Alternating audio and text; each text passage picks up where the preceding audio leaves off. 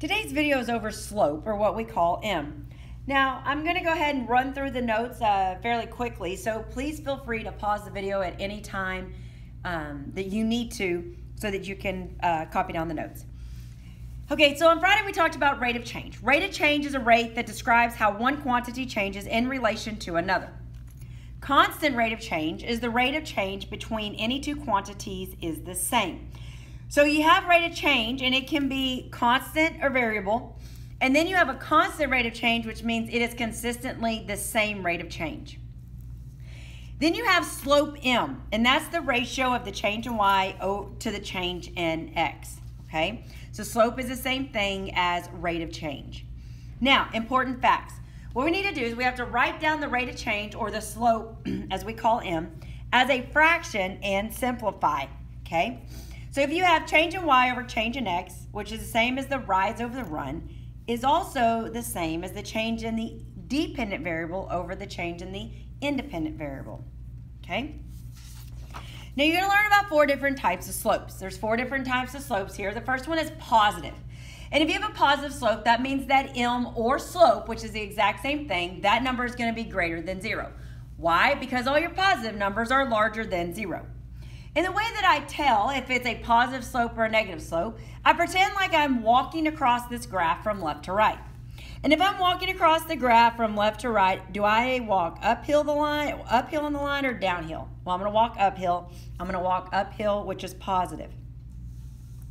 On the next one, if you're walking across this graph left to right, when you get to the line, you have to walk downhill. So that means it's a negative slope. So that means your slope and your M are both less than 0.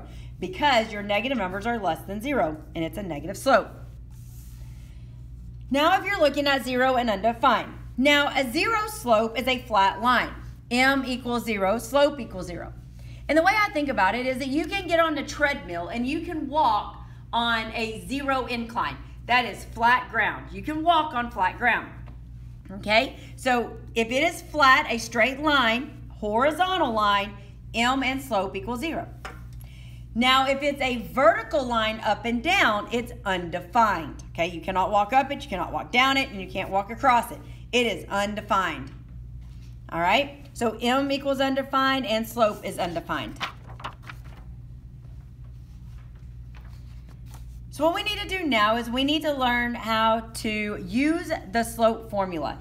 The slope formula is M equals Y2 minus Y1 over X2 minus X1.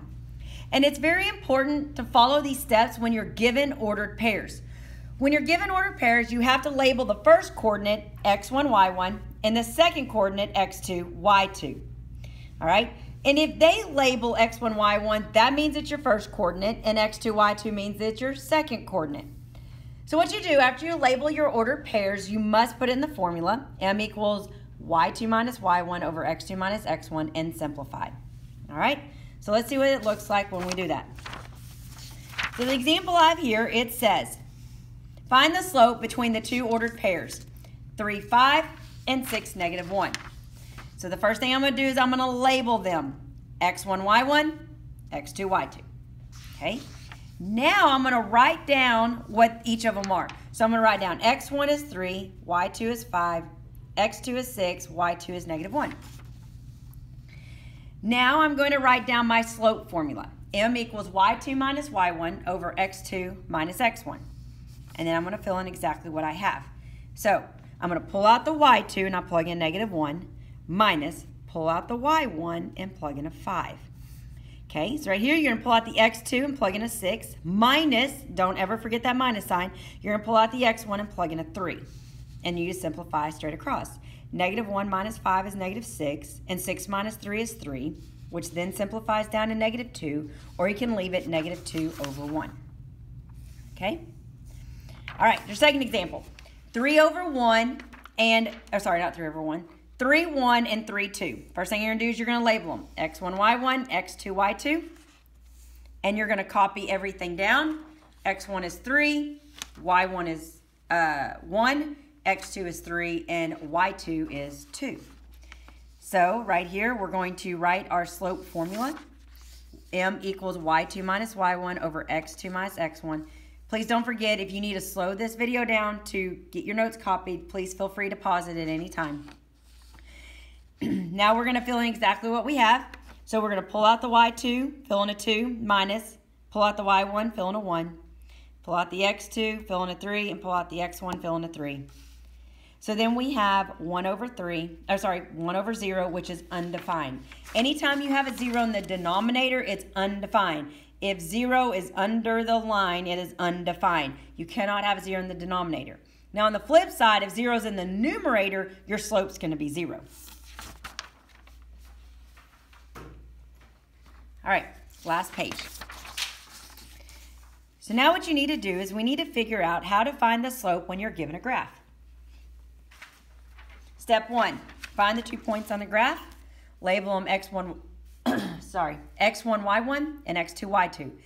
Now, your x1, y1 will always be your leftmost ordered pair when you're looking at the graph. You're going to read the graph left to right just like we read a book. Then you're going to substitute into the slope formula and you're going to simplify. So it says find the slope from the graph. Don't forget, you can pause the video at any time. All right, so if we are given this graph right here, we have to first label our ordered pairs. Now, what is the leftmost ordered pair? What's the very first ordered pair you come to? If you read from left to right as you go across, the -3, 3 is your first ordered pair, which is going to be your x1, y1. And then the 0, 0 will be your x2, y2. All right? So then what do you do from there? Well, you write the formula and you plug it in. So y2 is 0 minus y1, which is 3. x2 is 0 minus x1, which is -3. Now you have to write minus a negative. You cannot put just a 3 in here. You have to write minus a negative. Okay? So then how does that change? Well, right here you have 0 minus 3 is -3, and 0 plus 3, because minus a negative is a positive, is 3. So -3 over 3 is -1, or you can leave it as -1 over 1. Just do not flip this sign right here. Always leave that minus sign and just plug in that negative number, because then it becomes a positive or a plus, an addition operation. All right. So now let's look at the next one. If you're looking at this graph, leftmost ordered pair. So the leftmost ordered pair right here is -4, -1, so that's x1, y1. And your other ordered pair is 4, 1, which is x2, y2. All right? So, let me get my other piece of paper here. We're going to write down our formula. M equals y2 minus y1 over x2 minus x1. And then we're going to plug in your numbers. So you pull out the y1, which is 1. Sorry. Pull out y2, which is 1, minus y1, which is -1. See how you have minus a negative now?